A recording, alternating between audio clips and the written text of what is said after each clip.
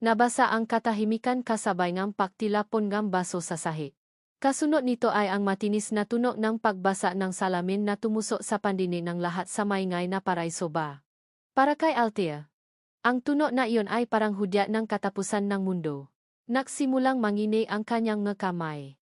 Nanlami ang kanyang buong katawan habang nakatingin sa basang-basa na mamahaling pantalon ng lalaking nasa harap niya. Ang gamatan ay lalaki si Sir Javier ay nagapoy sa galit. Sorry po. Sir, hindi ko po sinasadya. Paulit-ulit na sorry ang lumalabas sa kanyang bibig, ngunit parang walang tunog na namumutawi. Ngunit hindi ang galit ni Sir Javier ang tunay niyang kinatatakutan. Ito ay ang matalim na tingin na paniguradong ipupukol sa kanya ang kanyang Tita Lorna mula sa counter. Isang tingin na nangahulugan ng bawas sa sahod. O mas malala pa, nga masasakit na salitang tatagos hanggang sa kanyang kaluluwa mamayang pag-uwi nila. Sorry? Umalingaw-ngaw ang boses ni Javier. Sa tingin mo ba ay maayos neng sorry mo itong Italian sweet ko? Napayuko si Althea, hindi makatingin ng diretso. Ang amoy nga ala ay nanunuo sa hangin, kasabay ngang kahihiyan na unti-unting gumagapang sa kanyang pagkatao. Linisin mo, utos ni Javier sa paraang napatahimik sa mga kalapit na mesa. Opo, sir. Kukuha lang po akong gasahan. Hindi. Putol nito sa kanya. Isang ngisi ang sumilay sa labi nito. Gusto kong gamitin mo ang panyo mo. At gusto kong linisin mo ang sapatos ko. Nanlaki ang mga mata ni Althea. Ang hiling ni Javier ay hindi natungkol sa natapong alak. Ito ay purong pakpapahiya. Naramdaman niya ang mga mata ng ibang customer na nakatutok sa kanya, naghihintay, na para bang isa siyang palabas. Nangingini ang kamay na kinuha niya ang maliit na panyo mula sa kanyang bulsa. Bawat segundo ay parang isang oras.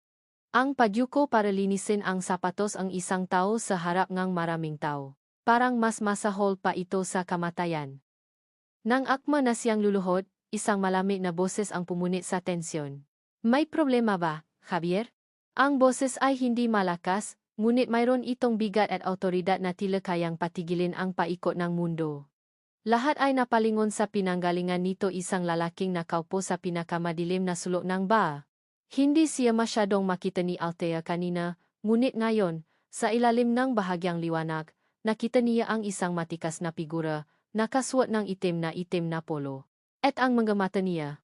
Ang mga mata niyang iyon, parang yelo na kayang mapalamig ng nag-aalap na impyerno. Natigilan si Javier. Ang galit sa mukha niya ay napalitan ng pagkabigla, at bahagyang takot. Sir Marco. Nandito ka pala. Hindi sumagot ang lalaking tinawa na Marco. Nanatili lamang itong nakatitik kay Javier. Isang titik na walang emosyon ngunit puno ng kapangyarihan. Tila natunaw ang tapang ni Javier sa ilalim ng titik na iyon. Umayos ito ang tayo. Pilit na ang gumiti. At bumaling kay Althea. Pasensya na. Okay na. Kalimutan na natin to. Mabilis itong tumalikod at bumalik sa kanyang mesa na parang walang nangyari. Naiwan si Althea na nakatayo, tuliro at nanginginig pa rin. Sino ang lalaking iyon? Isang salita lang niya. Napasunod niya. Ang isang taong tulad ni Javier. Maya-maya. Isang waiter ang lumapit sa kanya. Pinapatawa ka ni Sir Marco sa private room. Punong kaba ang dibdib ni Althea habang sumusunod sa waiter. Dinala siya nito sa isang maliit at tahimik na silid sa likod ng bar. Sa loop, nakaupo si Marco Imperial, nakatingin sa labas ng bintana. Ang kanyang presensya ay pumuno sa buong silid, nakakabingi ang katahimikan. Umupo ka, sabi nito nang hindi lumilingon. Sumunod si Althea, umupo sa silyang nasa harap ng mesa. Inilapat ni Marco ang isang folder sa ibabaw nito. Isang kontrata. I need an assistant. Diretsong sabi ni Marco. Sa wakas ay ibinaling ang malamig niyang mga mata sa kanya. Someone who will be available 24/7. No questions asked. Napakunot ang nu ni Althea. Assistant po. 1,000,000, sabi niya, at sa pagkakataong iyon ay natigilan si Althea, 1,000,000 pesos. Para sa isang buwan. 1,000,000? Halos hindi makapaniwala ang kanyang nga tainga. Ang perang iyon ay sapat na para bayaran ang lahat ng utang niya kay Tita Lorna at makapagsimula ng bagong buhay. Ngunit bakit? Ano ang kapalit? Ito ba ang kabayaran sa paglitas niya sa akin kanina? Isa lang ba akong bagay na bibilhin niya? May isang kondisyon, dada ni Marco, ang boses niya ay walang bahid ng kahit anong emosyon. Kailangan mong umalis sa paraiso ba? Ngayon din. At titira ka sa lugar na sasabihin ko sa iyo. Ang huling sinabi nito ang napabalik sa kanya sa realidad. Umalis sa ba? Tumira sa lugar na hindi niya alam. Parang ibabenta niya ang kanyang kalayaan. Bakit po ako?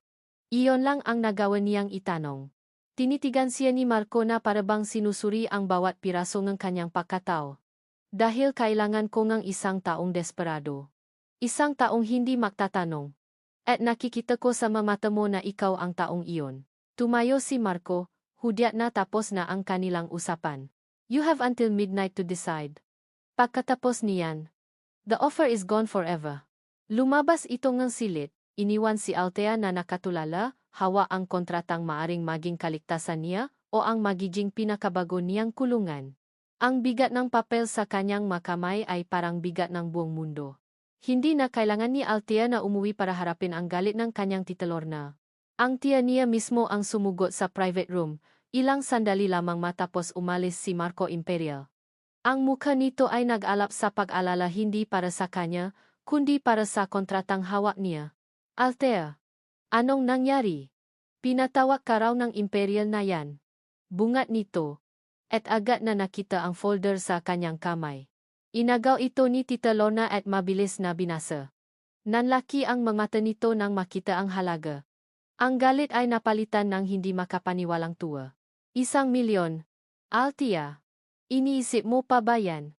Ito na ang sagot sa lahat ng problema natin. Bulalas nito, ang boses ay punong kasakiman. Tita, hindi po ganon kadali, mahinang sagot ni Althea, ang boses ay nanginginig. Kailangan ko raw pong umalis dito. Titira ako sa lugar na sasabihin niya. Hindi ko po alam kung gaano ang ipapagawa niya. Ano ka ba? Asistan ka lang, di ba? Huwa ka ngang maisip ng kung ano-ano. Hinawakan siya nito ng mahigpit sa braso. Isipin mo, Althea. Sa isang buwan, bayad na lahat ng utang natin. Makakaalis na tayo sa hirap. Pirmahan mo na to, pero tita, natatakot po ako. Isang malutong na sampal ang dumapo sa pisngi ni Althea. Hindi malakas, pero sapat na para maramdaman niya ang sakit at ang matinding kirot sa kanyang puso. Wala kang karapatang matakot habang ako ang nagpapakahirap para sa iyo. Sigaw ni Tita Lorna. Buong buhay kitang inalagaan. Ito na ang pagkakataon mong suklian ang lahat ng sakripisyo ko. Pirmahan mo sabi. Walang nang nagawa si Althea. Sa pagitan ng takot kay Marco Imperial at sa galit ng kanyang tita Lorna, wala siyang mapagpipilian. Kinuha niya ang balpen na nangingini ang kamay. Isang butilang luha ang pumata mismo sa papel, sa tabi ang espasyo kung saan niya isusulat ang kanyang pangalan. Napapikit siya ng mariin at mabilis na pinirmahan ang kontrata. Pakiramdam niya, kasabay ng papirma niya ay ang papirma rin sa sarili niyang hatol. Ilang minuto lang ang lumipas, isang lalaking nakasweet ang pumasok sa silid. Hindi ito si Marco. Isa ito sa mga bodyguard niya. Ma'am Althea, handa na po ang sasakyan, sabi nito sa magalang ngunit walang emosyong boses. Tumayo si Althea na parang isang robot. Hindi man lang siya pinayagang kumuha ng kanyang gagamit. Wala siyang dalang kahit ano maliban sa suot niyang uniforme. Nang paalis na siya, napalingon siya sa kanyang tita Lorna. Nakatayo ito ron, yakap-yakap ang kontrata na parang isang tropyo, isang ngiti ng tagumpay ang nakapaskil sa mga labi. Walang bahid ng lungkot o paalala sa mga mata nito para sa kanya. Doon, naintindihan ni Althea na tuluyan na siyang ipinagbili. Ang biyahe ay tahimik. Dinala siya ng sasakyan sa isang natataasang gusali sa pinakamayamang parte ng siyudad. Dumiretso sila sa isang private elevator na umakyat hanggang sa pinakatuktok ang penthouse. Pagbukas ang pinto ng elevator, bumungat sa kanya ang isang lugar na sa panaginip lang niya nakikita. Malamig na marmol ang sumalubong sa kanyang ngapa. Matataas na kisame at mga bintanang salamin mula sa hanggang kisame na nakpapakita ang naniningning na mga ilaw ang buong Quezon City. Ang mga muebles ay moderno at mukhang mas mahal pa sa buong buhay niya. Pero sa kabilang ng karangyaan, may nakakabinging katahimikan at lamig. Walang pamilya na amoy ng nilulutong pagkain. Walang ingay ang telebisyon. Walang bakas ang buhay. Isa itong perpektong lugar, ngunit walang kaluluwa. Nakatayo si Marco sa gitna ng sala. Nakatalikod.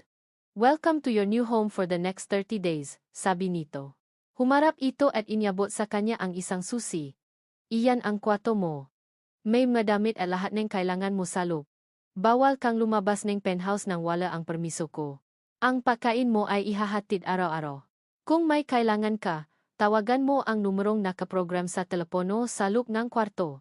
Ang masalita niya ay malinaw at direkta. Mga utos. Hindi pakiusap. Pumasok si Althea sa silid na itinuro sa kanya. Mas malaki pa ito sa buong apartment na tinitirhan nila ni Tita Lorna. May malambot na kama, walk-in closet na puno ng damit na hindi niya alam kung paano isuot, at banyong gawa sa purong marmol. Isinara niya ang pinto at doon na siya napasandal. Doon na bumuhos ang lahat ng luhang kanina pa niya pinipigilan. ₱1,000,000. O, nasa kanya na ang pangako ng pera. Ngunit habang nakatingin siya sa paligid ng marangyang silid, hindi kalayaan ang naramdaman niya, kundi pakakakulong. Isa siyang ibon na inilipat mula sa isang maliit na hawla patungo sa isang mas maganda, mas malaki, at gawa sa gintong hawla. Pero hawla pa rin ito. Umupo siya sa gilid ng kama, niyakap ang kanyang natuhod, at umiyak ng tahimik sa gitna ng karangyaan. Ang hinaharap na inaakala niyang magiging mas maliwanag ay tila mas naging madilim pa. Maya-maya, bumukas ang pinto. Si Marco. May dala itong isang bagong cellphone. Inilapak niya ito sa kama sa tabi niya. From now on, ito lang ang gagamitin mo, malamig nitong sabi. Bawal kang tumawa kahit kanino, maliban sa akin. Isinara ni Marco ang pinto ng kwarto ni Althea nang may kabigatan sa kanyang dibdib. Ang tunog ng mahinang pagiyak nito mula sa loob ay parang magkarayom na tumutusok sa kanyang konsensya. Umalis siya roon hindi dahil sa gusto niya, kundi dahil alam niyang ang presensya niya, sa ngayon, ay nagdudulot lamang ng takot at hindi kapanatagan. Pumunta siya sa kanyang study, isang silid na napapalibutan ng salamin na may tanawin ng nanining na siyudad. Dito siya nakpaplano. Dito niya pinapatakbo ang kanyang imperyo.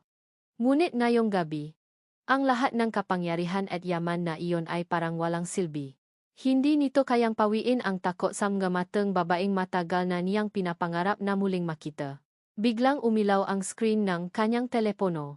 Isang pangalang nagpatigas sa kanyang panga at nagpadilim sa kanyang paningin. Javier.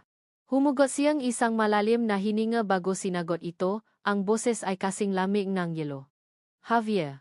Marco, my friend. Masayang bati mula sa kabilang linya, ngunit may bahid ng nakakansultong panunuya. Nabalitaan kong may bago ka raw asset. Isang magandang asset mula sa isang paraiso. Ingatan mo siyang mabuti. Baka may ibang makakuha. Hindi direktang sinabi ni Javier ang pangalan ni Althea, pero malinaw ang banta. Ginagamit niya ito para guluhin ang isip ni Marco. Para ipamukha na kahit saan ay abot siya ng kanyang kamay. Huwag mong idamay sa gulo natin ang mga inosenteng tao, maring sabi ni Marco. Pinipigilan ang galit na nagumapaw sa kanyang dibdib. Inosente? Sa mundong ito, walang inosente, Marco. May mataong ginagamit, at may mataong gumagamit. Isang maikling tawa ang narinig ni Marco. See you around. At ibinaba ang telepono. Napahigpit ang hawak ni Marco sa kanyang telepono. Ang maugat sa kanyang braso ay lumitaw sa tindingang galit. Ang tawa na iyon ay isang paalala. Isang paalala kung bakit kailangan niyang ilayo si Althea sa mundong ito, kahit na ang paraan niya ay magdudulot ng takot at pagdududa sa dalaga. Biglang bumalik sa kanyang isipan ang isang alaala, isang imahe na matagal na niyang baon-baon. Isang maalikabok na palaruan. Siya si Kiko, isang payat na batang lalaki na laging pinakakaisahan dahil sa kanyang luma at punit-punit na damit. Pinalilibutan siya ng tatlong mas malalaking bata. Ano, iyakin?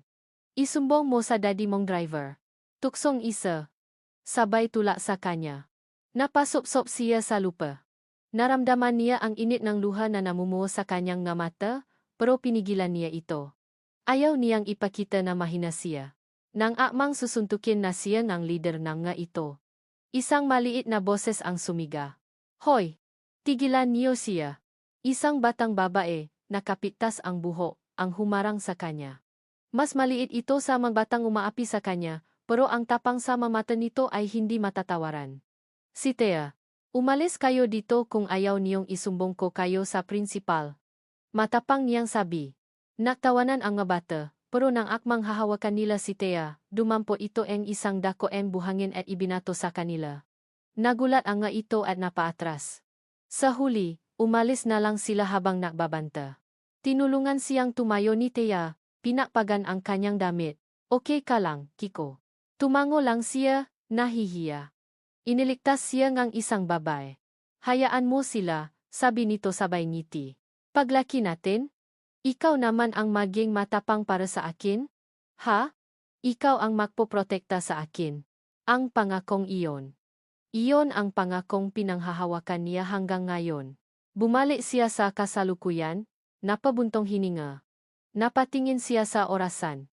Hating gabi na pero alam niyang hindi pa kumakain si Althea. Ang pagkaing ipinadala niya kanina ay hindi man lang nagalaw. Punong pag-alinlangan naglakad siya papunta sa kusina. Hindi siya sanay sa gawaing bahay. Lalo na sa pagluluto. Pero may isang bagay siyang natatandaan na laging ginagawa ng kanyang ina nung nabubuhay pa ito kapag malungkot siya. Sinanga at itlog. Sa gitna ng kanyang modernong kusina, nakmuha siyang katawa-tawa. Maingat niyang binuksan ang ref, kumuha nganin at itlog. Nakprito siya. At kahit simple lang. Pakiramdam niya ay isa itong napakahirap na gawain. Nang matapos, inilagay niya ito sa isang tray. Dinala niya ito sa tapat ng kwarto ni Althea. Kumatok siya ng marahan. Walang sagot. Kumatok siya ulit. Dahan-dahang bumukas ang pinto. Nakita niya si Althea, namumukto ang nga mata, bakas ang takot nang makita siya. Ano pa yon, sir? Iniabot niya ang tray. Kumain ka na. Sabi niya sa paraang mas natural kaysa kanina. Ngunit ang reaksyon ni Althea ay hindi niya inaasahan.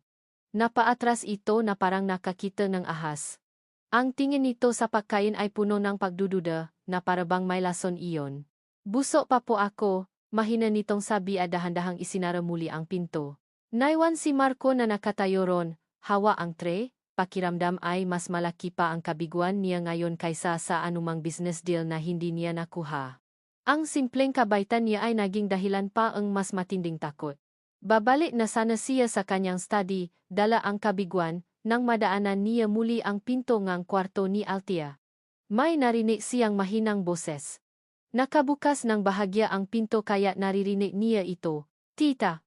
Opo. Okay lang po ako. Boses ni Althea, basa at halatang kakaya lang.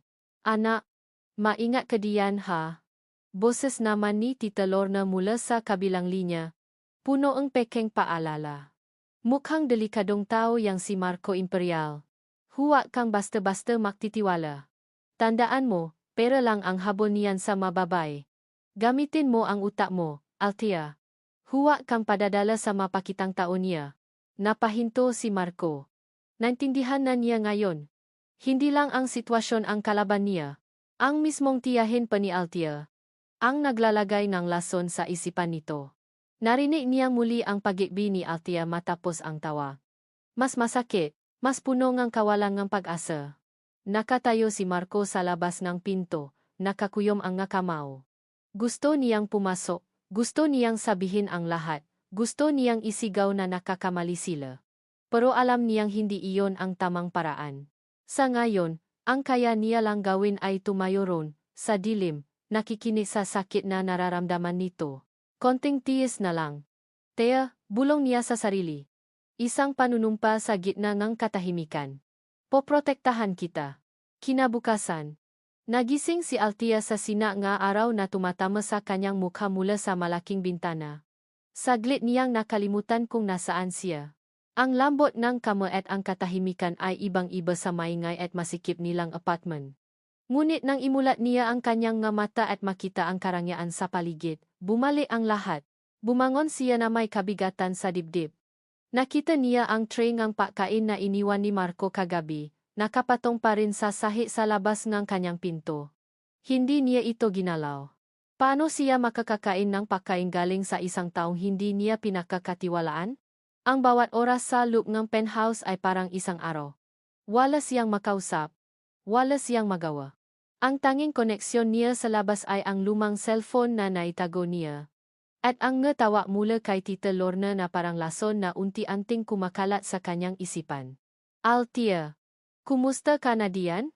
Tanong nito sa isang tawag, ang boses ay punong kang paalala na alam ni Althea ay hindi totoo. May ginawa ba siyang masama sayo? Huwag kang maalala, naghahana akong paraan. Kinakausap ko ang magkakilala ko. Nabalitaan ko. May nakakita raw kay Marco na kausap si Javier. Nagtatawanan pa raw sila. Mukhang may pinagkakasunduan. Ang bawat salita ni Tita Lorna ay isang punyal. Kahit alam niyang hindi dapat siya maniwala, ang binhingang pagdududa ay naitanim na. Ano kung totoo ang sinasabi niya? Ano kung ang paalok ni Marco ay isang mas malaking patibong? Sa paglipas ng mga araw, naging iyon ang kanyang routine. Pagising sa umaga, patingin sa labas ng bintana na parang isang bilanggo. At paghihintay sa tawa ni Tita Lorna. Isang hapon, habang naglalakat-lakat siya sa malawak na sala para lang may magawa, isang bagay ang pumukaw sa kanyang atensyon. Sa isang coffee table, may mga nakapatong na libro. Hindi ito mga libro tungkol sa negosyo o fiction. Ang mga titulo nito ay Fundamentals of Bridge Design, Introduction to Structural Engineering, The Great Builders. Napahinto siya. Dahan-dahan niyang hinawakan ang pabalat ng isang libro. Ang madaliri niya ay nanginginig. Engineering. Ang pangarap na matagal na niyang ibinaon sa limot. Ang pangarap na tinawanan lang kanyang Tita Lorna. Maaral ka na lang magluto, mas may pakinabang pa, sabi nito nun. Sa isang saglit, isang kislap ng paasa ang sumilay sa kanyang puso. Imposibleng nakataon lang ito.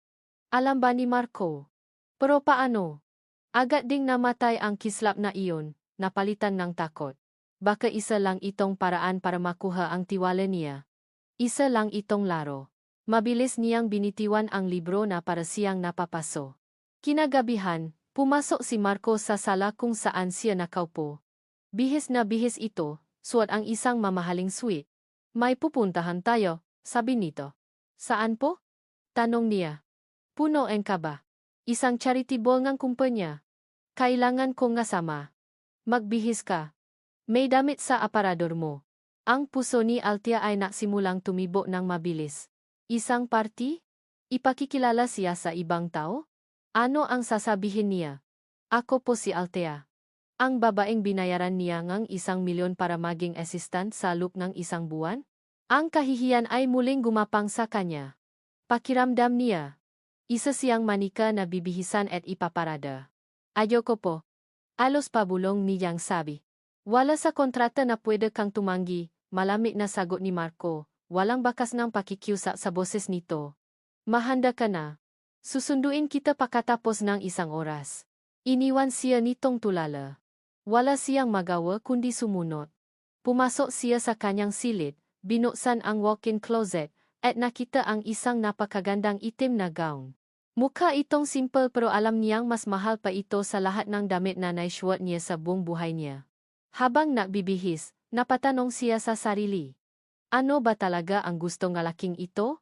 Paglabas niya, nakita niyang naghihintay si Marco. Saglit itong natigilan nang makita siya. Isang emosyon ang kumislap sa mata nito, isang bagay na hindi pa niya nakikita dati pero agad din itong nawala, napalitan ng karaniwang malamig na ekspresyon. Sa kanyang silid, bago siya tuluyang umalis, kinuha ni Althea ang isang maliit at lumang kahon mula sa ilalim ng kama kung saan niya ito itinago. Ang tanging bagay na nadala niya mula sa kanilang apartment nang hindi nakikita ng bodyguard. Binuksan niya ito. Sa loob, may isang kupas na litrato, isang batang babae at isang batang lalaki sa isang palaruan. Siya at ang kanyang kababata. Hinaplos niya ang mukha ng batang lalaki sa litrato. Isang pangalan ang halos hindi marinig na lumabas sa kanyang ngalabi. Kiko? Ang bayahe papunta sa venue ng party ay nababalot ng katahimikan. Ngunit para kay Althea, ang ingay sa loob ng kanyang isipan ay nakakabingi. Ang kupas na litrato ay nakatago sa kanyang munting purse, ngunit ang imahe nito ay malinaw na nakaukit sa kanyang isip. Si Kiko. Ang kanyang kaisa-isang kaibigan noong bata pa siya. Isang payat at tahimik na batang lalaki na laging nasa isang tabi, tila pasan ang buong mundo. Sila ang naging sandalan ng isa-isa. Paglaki natin. Tia, gagawa ako ngaraming tulay. Sabi nito sa kanya isang hapon habang nakaupo sila sa ilalim ng puno ng mangga. Para lahat ng taong nalulungkot. Makakatawid papunta sa masayang lugar. Talaga, Kiko? Paano? Tanong niya. Magiging engineer ako. At ikaw, tutulungan mo akong i-drawing yung natulay. Napangiti siya ng mapay. Ang Kiko na nangako sa kanya ay isang batang simple at puno ng pangarap. Paano niya may hahambing ito kay Marco Imperial? Isang bilyonaryo na malamig pa sa yelo, na binili siya na parang isang bagay. Impossible. Ngunit bakit may kung anong bahagi sa puso niya ang umaasa? Pagdating nila sa isang grand hotel, agad silang sinalubong ng kumikinang na ilaw ng kamera at mga matang mapanuri. Ang lahat ay bumabati kay Marco, at lahat ay tumitingin sa kanya, ang babaeng nasa tabi nito. Ang bawat tingin ay parang isang karayom, nagtatanong kung sino siya, at ano ang ginagawa niya sa tabi ng isa sa pinakamayamang lalaki sa bansa. Naramdaman ni Althea ang pamilya na hiya at takot. Napayuko siya. Gusto na lang magtago. Naramdaman ni Marco ang kanyang pangingini. Huwag kang yumuko. Bulong nito sa kanya, sapat lang para marinig niya. They will see it as weakness. Sinubukan niyang itaas ang kanyang tingin, ngunit ang tingin at bulungan ay masyadong mabigat. Marco, darling. You came. Sabi ngang isang babaeng sosyal, suwat ang isang kumikinang na alahas. Tumingin ito sa kanya mula ulo hanggang paa. And who is this? Lovely companion. Ang salitang lovely ay binitawan nito na may bahid ng pang-iinsulto. Bago pa man makapagsalita si Althea, sumagot si Marco. She's with me. Ang simpleng sagot na iyon, na sinabi sa malami at may awtoridad na boses, ay sapat na para patahimikin ang babay. Ngunit hindi nito napigilan ang iba. Habang papunta sila sa kanilang mesa, isang waiter ang aksidenteng natumba malapit sa kanila. Dahilan para matapon ang laman ng tray nito isang baso ang red wine papunta mismo sa gown ni Althea. Oh my God! I'm so sorry, ma'am. Sabi ng waiter, ngunit kitang-kita sa mata nito ang takot. Na para bang may nagutos sa kanya. Napasinghap si Althea, nakatingin sa malaking mansa sa kanyang itim na gown. Ngayon, hindi lang siya isang misteryosong kasama. Isa na siyang katawa-tawang misteryosong kasama. Ang kahihiyan ay bumaha sa kanyang buong pagkatao. Gusto na niyang umiyak. Habang ang lahat ay nakatingin, hinubad ni Marco ang kanyang mamahaling suit jacket at maingat na ipinatong ito sa mabalikat ni Althea, tinatakpan ang mansa. Are you okay? Tanong niya. At sa unang pagkakataon, narinig ni Althea ang isang bagay na kakaiba sa boses nito isang bakas ng tunay na pag-aalala. Pagkatapos, humarap ito sa manager ng hotel na mabilis na lumapit. I want to know who's behind this, sabi ni Marco sa mahinahon and hunit nagbabantang tono. Bigla, sa gitna ng kaguluhan, nakita ni Althea si Marco na kausap ang isang matandang business partner. Sa isang saglit, isang ngiti ang sumilay sa labi ni Marco. Hindi ito isang ngiting pilit o isang ngiting para sa negosyo. Ito ay isang tunay na ngiti. At sa isang iglap, parang huminto ang kanyang mundo. Ang ngiting iyon. Ang paraan ng pakurbang ng kanyang ngalabi, ang paraan ng bahagyang pakangat ng gilid ng kanyang mata. Ayon ang ngiti ni Kiko. Nanlami ang buong katawan ni Althea. Ang lahat ng pagdududa, lahat ng pagtanggi, ay biglang naglaho. Napalitan ng isang nakakagulat na posibilidad. Habang nakatiti siya, tuliro at hindi makapaniwala, isang pamilya na boses ang pumutol sa kanyang pag-isip. Marco, my friend. Hindi mo man lang ipinakilala sa akin ang maganda mong kasama. Napalingon si Althea. Nakatayo ron si Javier, nakangisi mula tengah hanggang tengah. Ang kanyang mga mata ay nakatutok sa kanya, punong pagnanasa at panunuya, na para bang isa siyang premyo na pinag-aagawan. Ang takot na naramdaman niya noong una silang makita sa bar ay bumalik, mas matindi pa kaysa dati. Ang pagdating ni Javier ay parang isang ulap ng lason na kumalat sa hangin. Agad na nakbago ang aura sa paligid nila. Ang bahagyang init mula sa jacket ni Marco na nasa balikat ni Althea ay biglang nawala, napalitan ng panibagong lame. Nakita ni Marco ang takot sa mga mata ni Althea nang makita nito si Javier. Ang kanyang panga ay naktiim.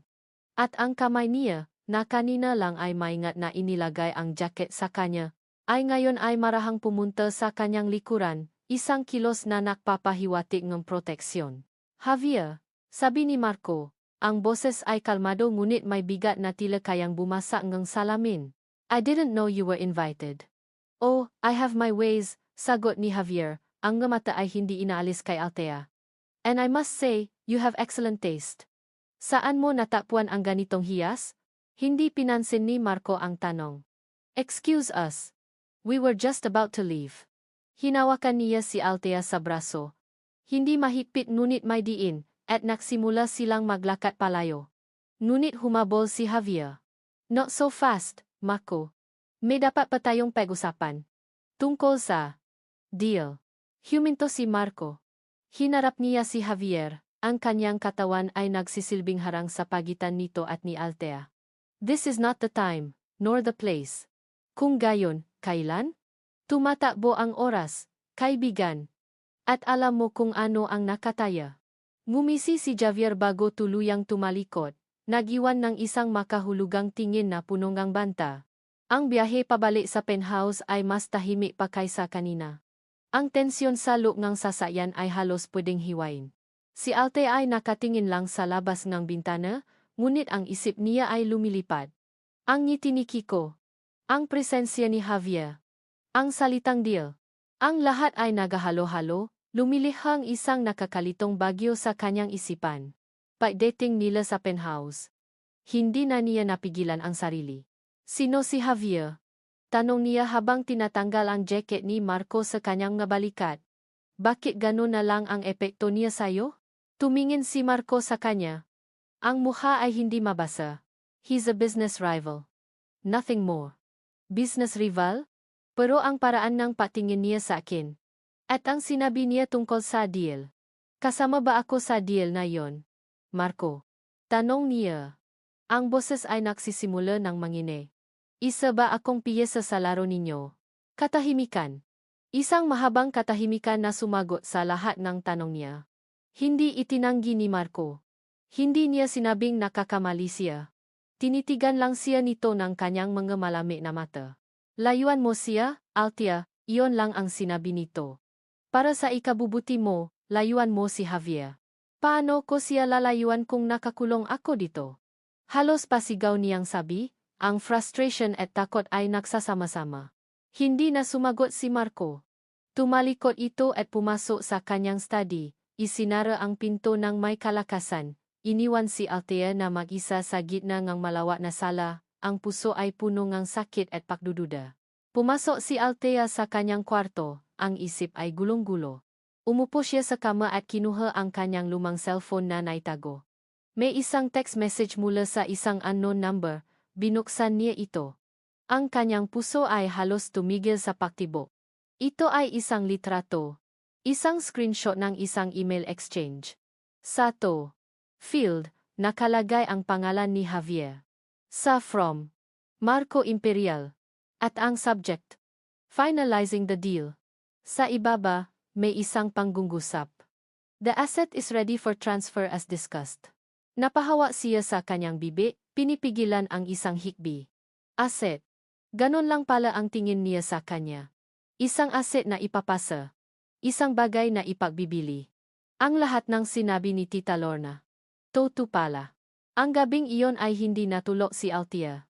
Ang larawan ay email ay paulit-ulit na naglalaro sa kanyang isipan, sinusuno ang anumang natitirang paasa na baka nakakamali lang siya.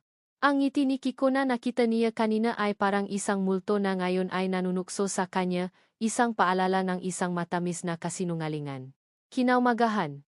Lumabas siya ang kanyang kwarto na may bagong determinasyon. Isang determinasyon na pinanday ang galit at sakit. Hindi na siya iyak. Hindi na siya magpapaapi. Alamin niya ang totoo, at pagkatapos ay alis siya. Nakita niya si Marco sa dining area. Umiinom ng kape. Kalmado na parabang walang nangyari. Ang kalmadong iyon ang lalong nakpaapoy sa galit niya. Lumapit siya sa mesa at walang sabi-sabing ibinaksa ang kanyang cellphone sa harap nito, nakabukas sa larawan ng email. Ano to? Tanong niya, ang boses ay matigas at walang panginginig. Anong deal ito, Marco? Anong asset ang sinasabi niyo? Ako ba yun? Tumingin si Marco mula sa cellphone papunta sa kanyang mata. Sa unang pagkakataon, nakita ni Althea ang gulat sa mukha nito. Ngunit agad itong nawala, napalitan ng pamilya na malamig na maskara. Saan mo nakuha yan? Tanong nito. Hindi yan ang tanong. Sigaw ni Althea, hindi na napigilan ang emosyon. Toto ba to? Ibabenta mo ba ako kay Javier pagkatapos ng isang buwan? Hindi sumagot si Marco. Tumayo ito at sinubukang hawakan ang kanyang braso, ngunit mabilis siyang umiwas. Huwag mo akong hahawakan. Nagsimulang mamuo ang luha sa kanyang mata, ngunit pinigilan niya ito. Akala ko iba ka. Akala ko. Pero pare-parehas lang kayong lahat. Mga manoloko. Nga sinungaling. Ang sakit na naramdaman niya ay hindi lang dahil sa posibleng pagbebenta sa kanya. Ito ay dahil sa paasang umusbong sa puso niya na si Marco at si Kiko ay isa. Ang paasang iyon ang nagpapasakit ng husto. Ang Kiko na kilala ko ay hindi ganyan. Humagulhol siya. Ang lahat ng pader na itinaas niya ay gumuho. Nangako siya sa akin. Nangako siyang gagawa siya ng tulay, hindi ng kulungan. Nangako siyang poprotektahan niya ako, hindi niya ako ibebenta. Sa pagbanggit ng pangalang Kiko, natigilan si Marco. Ang kanyang buong katawan ay nanigas, ang kanyang mata ay nanlaki sa hindi makapaniwalang pagtingin. Ang lahat ng hangin ay tila nawala mula sa silit.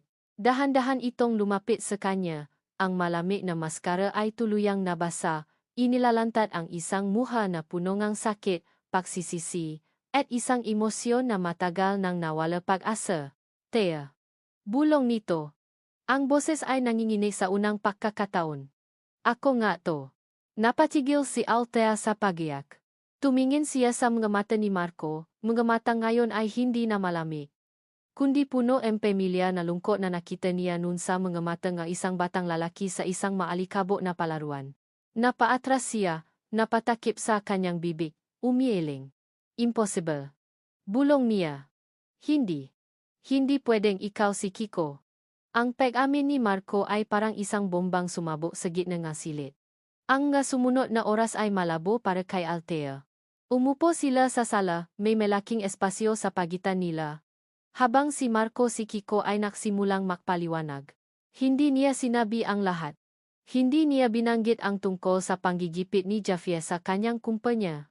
Ngunit sinabi niya ang sapat. Matagal na kitang hinahanap, Thea, sabi niya, ang boses ay puno ng pagsisisi. Nang makita kita sa bar na iyon, at nang makita kong binabastos ka ni Javier, hindi ko na alam ang gagawin ko. Ang kontrata.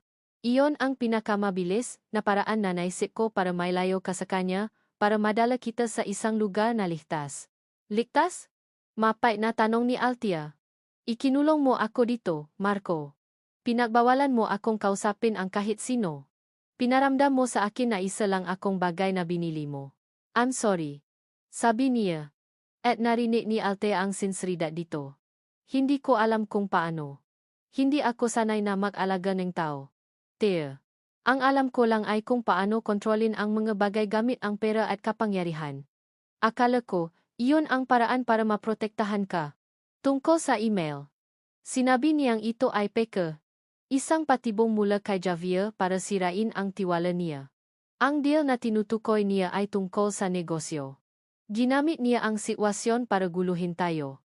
Hindi pa rin lubusang naniniwala si Althea, ngunit ang puso niyang pagod na sa galit ay gustong maniwala. Ang Kiko na nasa harap niya ngayon ay hindi na ang malamig na bilyonaryo, kundi isang lalaking nalilito at nagsisisi, isang lalaking bumalik mula sa nakaraan. Ang sumunod na araw ay nag-iba. Ang tensyon sa pagitan nila ay napalitan ng isang mahiyang katahimikan. Hindi na siya kinukulong ni Marco sa kwarto. Hinahayaan na siya nitong maglakat-lakat sa buong penthouse. Isang umaga, pagising niya, may nakahain na almusal sa mesa sinangag at itlog. Ang paborito niya noong bata pa sila. Nang tingnan niya si Marco, umiwas ito ngang tingin na parang isang teenager na nahihiya. Isang maliit na ngiti ang sumilay sa labi ni Althea sa unang pagkakataon sa loob ng maraming linggo. Nagsimula na rin siyang basahin ang mga librong tungkol sa engineering. Isang gabi, habang abala siya sa pagdodrawing ng isang tulay sa isang piraso ng papel, nakita siya ni Marco. Hindi ito nagsalita, ngumiti lang ito habang nakatingin sa ginagawa niya. Iyon ang ngiti na nakita niya sa party. Ang ngiti ni Kiko. Sa isang saglit, naramdaman niyang baka posible pa. Baka posible pang ituloy ang nga pangarap na ibinaon na nila sa limot. Baka ang kulungang ito ay pwede pa palang maging isang simula. Ngunit ang saglit na kapayapaan ay madaling sinira. Isang hapon, habang nag-isa siya, tumawa ang kanyang tita Lorna. Ang boses nito ay hindi na nanunukso, kundi puno ng takot at pagmamakaawa. Althea, tulungan mo ako. Humahagulgol ito sa kabilang linya. May mga lalaking dumating dito. Mga tauhan daw ni Javier. Sinisira nila ang mga gamit natin. Hinahanap ka nila. Sinisisi nila ako. Kasalanan ko raw kung bakit ka nawala. Pinakpipiestahan nila ako dahil sayo at sa Marco na yan. Anak, tulungan mo ang tita mo. Ang bawat salita ay parang isang suntok sa sikmura ni Althea. Ang imahang kanyang tiyahin na sinasaktan dahil sa kanya. Dahil sa pagtitiwala niya kay Marco. Ang lahat ng paasang umusbong sa puso niya ay biglang naglaho, napalitan ng yelo ng takot at pagdududa. Ang tawa mula kay Tita Lorna ay sumira sa lahat. Ang imahe ni Marco bilang Kiko, ang tagapagligtas, ay unti-unting gumuho, napapalitan ng isang mas nakakatakot na larawan, isang lalaking naglalaro ng isang mapanganib na laro kung saan ang pamilya niya ang nagiging collateral damage. Ang nga sumunod na oras ay puno ng pagkabalisa para kay Althea. Sinubukan niyang tawagan si Marco, ngunit hindi ito sumasagot. Nasa isang mahalagang meeting daw ito, sabi ngang sekretarya. Ang bawat minutong lumilipas na walang balita mula sa kanyang tita Lorna ay napapatindi ngang kanyang kaba. Habang naglalakad siya pabalik-balik sa sala, ang kanyang mamata ay napatpat sa pinto ng study ni Marco. Karaniwan itong laging nakasara. Ngunit ngayon, bahagya itong nakabukas. Isang cleaning staff na hindi niya napansin kanina. Ang nakmamadaling lumabas mula roon at nakpatuloy sa paglilinis sa kabilang dulo ng penthouse. Hindi niya dapat gawin. Alam niyang mali. Pero ang pag-alala para sa kanyang tiyahin at ang bumabalik na pagdududa kay Marco ay mas malakas. Kailangan niya ng kasagutan.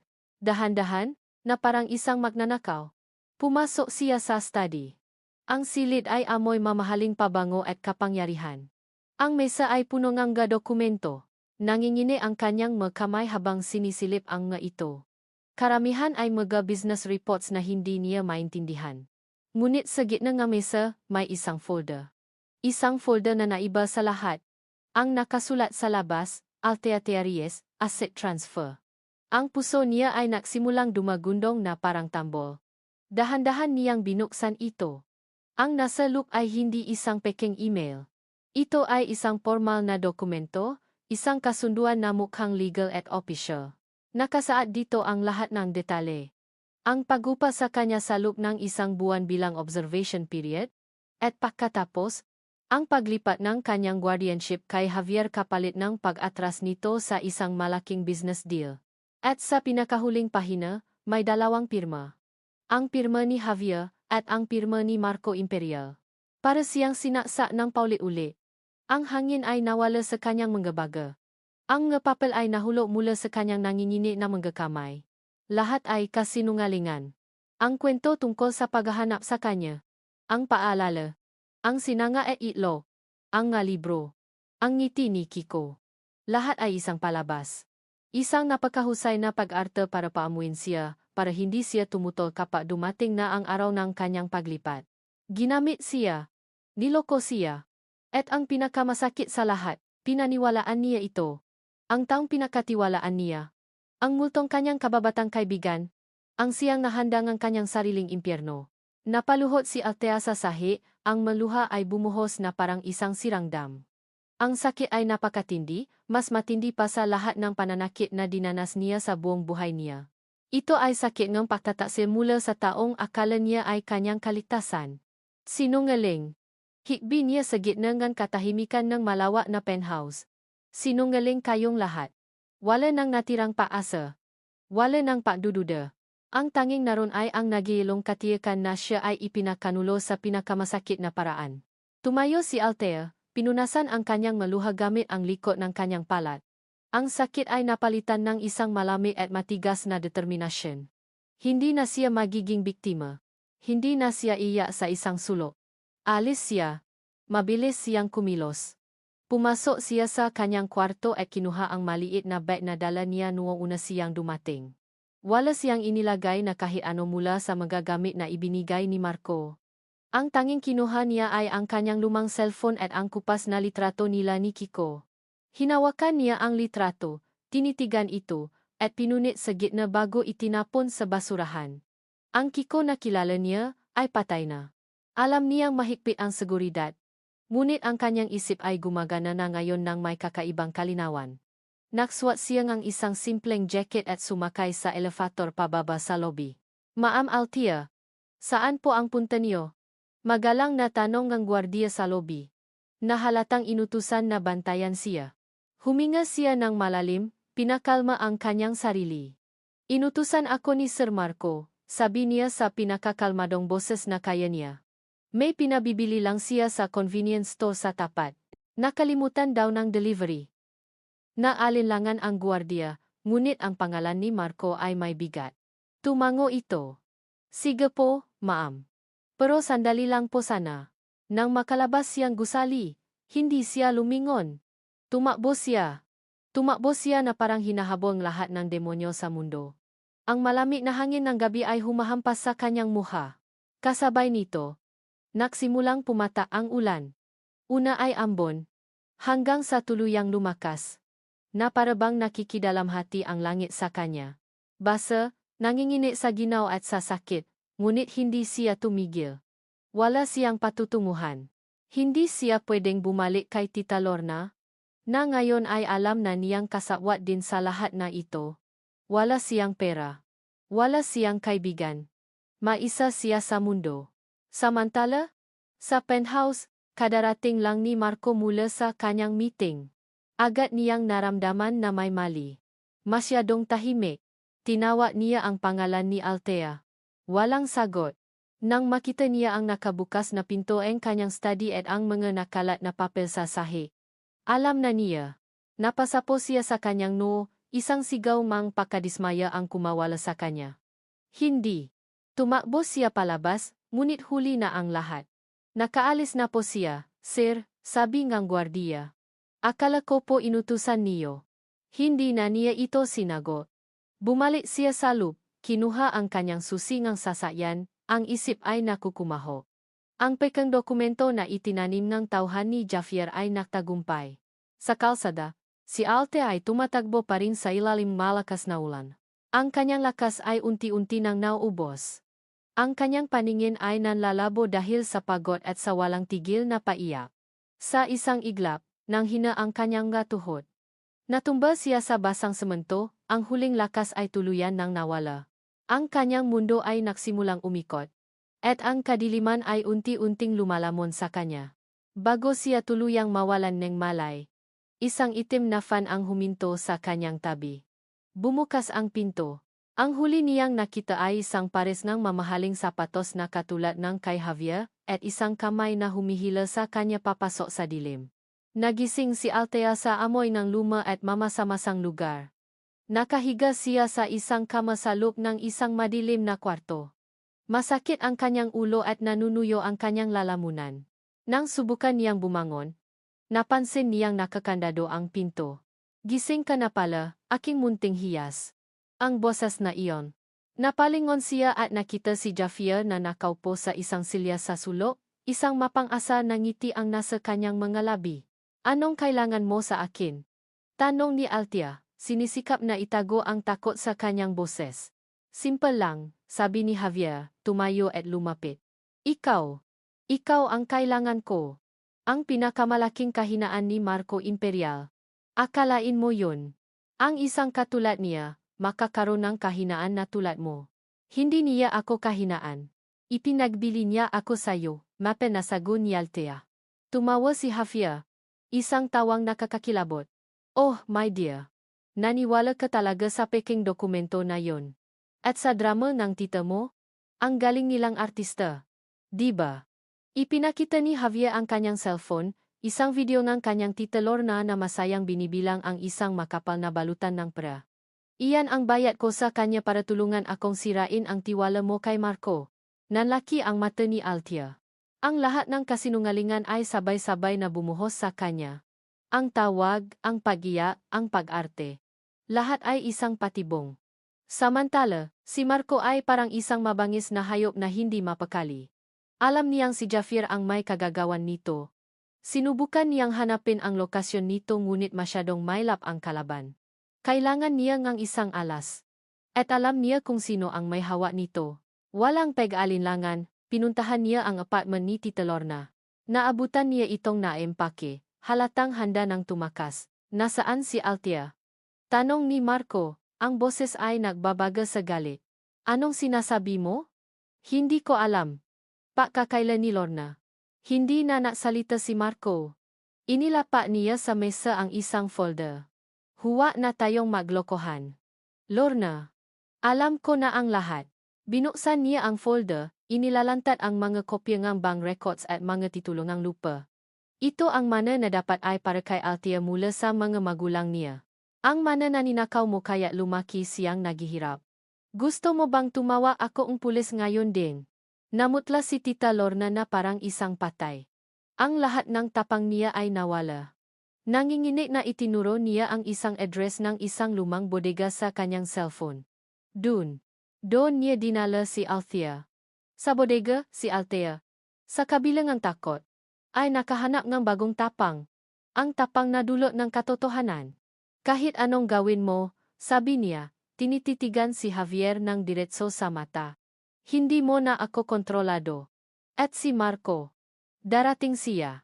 Talaga? Ngumisi si Javier at inilabas ang isang baril.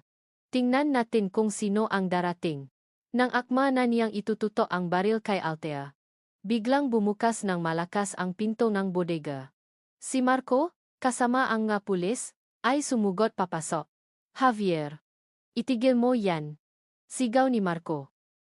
Naraganta si Javier o kinawang hostage si Althea. Ngunit sa isang iglap ng pagkakataon, nang bahagyang lumuwa ang hawak nito, siniko siya ni Althea ng buong lakas sa tiyan. Napaaray si Javier at nabitawan siya. Iyon ang pagkakataong ginamit ng mapulis para sugurin at arestuhin ito. Sa gitna ng kaguluhan, ang nga mata ni Althea at Marco ang naktakpo. Walang salitang lumabas. Tanging ang nga mata nilang puno ng sakit, pagsisisi, at isang pag-unawang hindi na kailangan pang ipaliwanag. Nakalita siya. Ngunit alam niyang ang tunay na laban ay ngayon palang magsisimula. Lumipas ang ilang buwan. Si Javier ay nakakulong, nahaharap sa maraming kaso. Si Tita Lorna naman, matapos umamin sa pagnanakaw ng mana ni Althea, ay pinatawan din ng kaukulang parusa. Sa tulong ng abogado ni Marco, nakuha ni Althea ang lahat ng perang dapat ay sa kanya. Bigla, hindi na siya isang ulilang naghihirap. Isa na siyang heredera. Ngunit ang pera ay hindi nakapapawi sa mga sugat na nakaraan. Isang araw, pinuntahan niya si Tita Lorna sa kulungan. Hindi para manumbat o magalit, kundi para magpaalam. Hindi kita mapapatawad sa ngayon, Tita, sabi ni Althea sa harap nito, pero pinapalaya ko na ang sarili ko sa galit. Simula ngayon, hindi na ako ang pamangkin mong inaapi. Ako na si Althea, at magsisimula akong sarili kong buhay. Tumalikot siya at umalis, pakiramdam ay nabunutan siya ng isang malaking tinik. Nakatayo siya sa harap ng isang malaking universidad. Hawa ang isang admission form para sa College of Engineering. Ito ang pera niya. Ito ang desisyon niya. Sigurado ka na ba talaga diyan? Isang pamilya na boses ang narinig niya mula sa likuran. Si Marco. O mas tamang sabihin, si Kiko. Kiko, sabi niya. Isang maliit na ngiti ang sumilay sa kanyang labi. Lumapit ito. Hindi na suot ang karaniwang mamahaling suwet, kundi isang simpleng polo shirt at maong. Mukha itong mas bata, mas payapa. I'm sorry, Theo, sabi nito. Sorry sa lahat ng ginawa ko. Sa mga kasinungalingan, sa pagkontrol ko sa iyo. Akala ko iyon ang tama. Pero mali ako. Alam ko, sagot niya. At mali rin ako na naniwala agad ako sa mga kasinungalingan nila. Pareho tayong may natutunan. Inabot ni Marco ang isang luma na katuping papel. Ang drawing ng tulay na ginawa niya sa penthouse.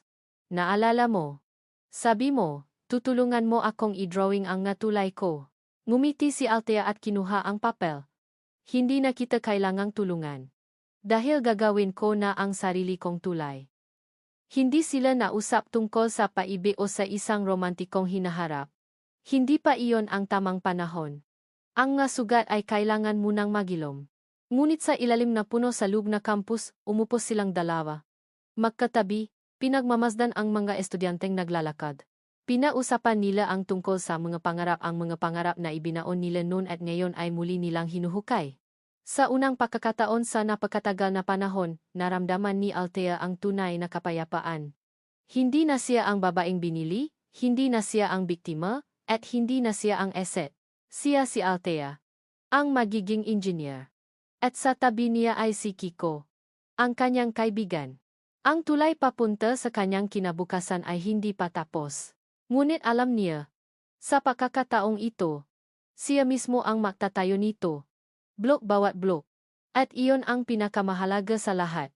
At dito natatapos ang kwento and pagbangon ni Althea at muling pagsibol and paasa sa puso ni Kiko. Sa bawat isa sa inyo na sumama at sumubaybay sa kanilang paglalakbay. Mula sa kaibuturan ng aking puso, maraming salamat. Ang inyong pakikinig at ang inyong nga damdamin ang nagsilbing inspirasyon at lakas habang binubuo ko ang bawat kabanata ng kanilang buhay. Habang isinusulat ko ang kwento, naramdaman ko ang bawat takot ni Althea sa loob ng kanyang gintong hawla, ang bawat kirot ng pagtataksil, at ang bawat kislap ng pag-asang pilit niyang pinanghahawakan. Naramdaman ko rin ang bawat pagsisisi ni Kiko, ang kanyang pagnanais na itama ang magkapagkakamali, at ang kanyang tahimik na pangakong babawiin ang tiwala ng babaeng matagal na niyang itinatangi. Ang kwentong ito ay hindi lamang tungkol sa kili o sa pag-ibigan. Ito ay isang paalala na ang tunay na lakas ay hindi namumula sa kapangyarihan o salapi, kundi sa kakayahang bumangon mula sa pagkakalugmok. Ito ay tungkol sa pagpapatawad hindi lamang para sa iba, kundi para na rin sa ating mga sarili. At higit sa lahat, ito ay isang kwento mapaasa, na kahit gaano man kadilim ang ating pinagdaanan, laging may isang tulay na naghihintay na ating itayo patungo sa isang mas magandang bukas. Ngayon, nais ko namang marinig ang inyong saloobin. Anong bahagi ng kwento ang pinakatumata sa inyong puso? Anong aral ang inyong napulot mula sa paglalakbay ni na Althea at Kiko? Ikinagagala kong mabasa ang inyong mga komento. Muli, maraming salamat sa inyong walang sawang suporta. Hanggang sa susunod nating kwento. Laukili TV.